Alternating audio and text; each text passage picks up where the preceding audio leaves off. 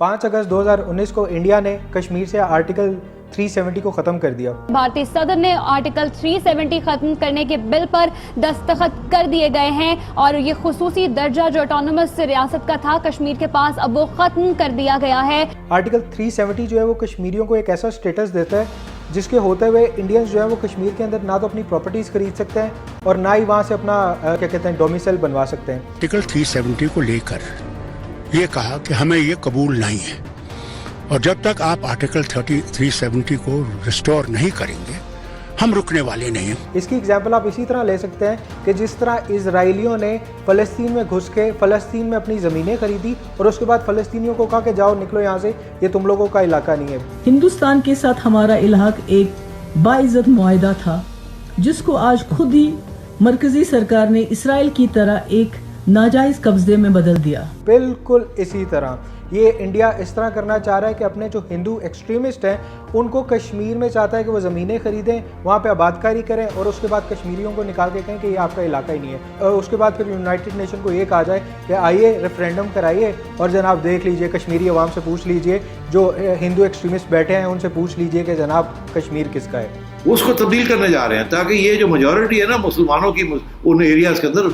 कश्मीर के अंदर, जम्मू में तो नहीं है मगर कश्मीर में जो है वहाँ वो कह रहे हैं उनको भी तब्दील करना चाहते हैं ताकि ये किसी स्टेज पे भी अगर कोई प्लेबिसाइट की बात आती है या कोई रेफरेंडम की बात आती है तो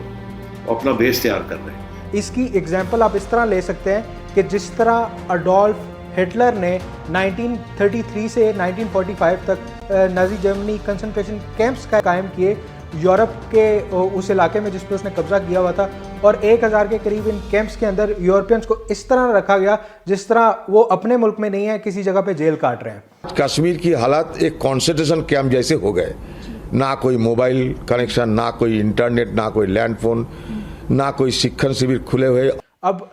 मैं पूछना ये चाहता हूँ कि आखिर इंडिया जो है वो इतनी तगोदो कर किस लिए रहा है? इतने 5 लाख के करीब अपनी आर्मी जो है वो आपने कश्मीर में होल्ड की हुई है। आपके मुल्क के अंदर क्या कहते हैं वॉशरूम या फिर क्या कहते हैं लेटरीन बनाने के पैसे नहीं हैं, लेकिन आप इतना खर्चा अफोर्ड करते हैं कि आप जनाब जाएं और अपनी 5 लाख के करीब फ़ौज को जो है वो अफोर्ड करें। अब अफ़गानिस्तान आप चले जाते हैं, अफ़गानिस्तान में आप तालिबान से राब्ते करने की कोशिश करते हैं, दूसरी तरफ आप अफ़गान गवर्नमेंट से राब्ते करने की कोशिश करते हैं। In the past couple of weeks, we've been reporting on how India has opened a channel of communication with the Taliban. Well, the government has not officially confirmed this yet, but a senior official from the government of Qatar recently said that an Indian delegation made a quiet visit to Doha for talks. दोनों तरफ से जब आपको नाकामी होती है तो फिर आप तालिबान को एक ऑफर करने की कोशिश करते हैं कि आएँ जी, अफगानी आर्मी चीफ है, वो गिफ्ट ट्रैप जिंदा या मुर्दा करके दे देंगे। जब इस तरह की खबरें बाहर आती हैं तो फिर आप अपनी जान छुड़वाने की कोशिश करते हैं। I don't think they are looking for peace, they are looking for power,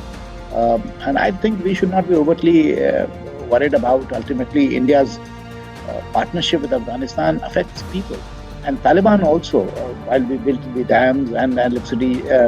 lines, none of those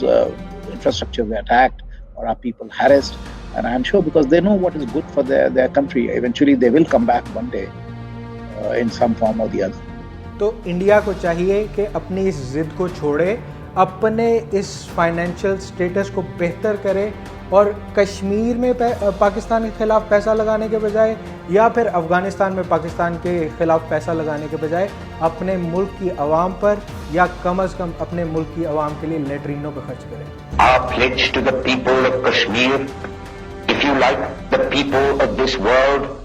that this matter could be affirmed or cancelled by the people of Kashmir according to their wishes. We do not wish to win people against their will with the help of armed force, and if the people want to part company with us, they may go their own way and we shall go ours.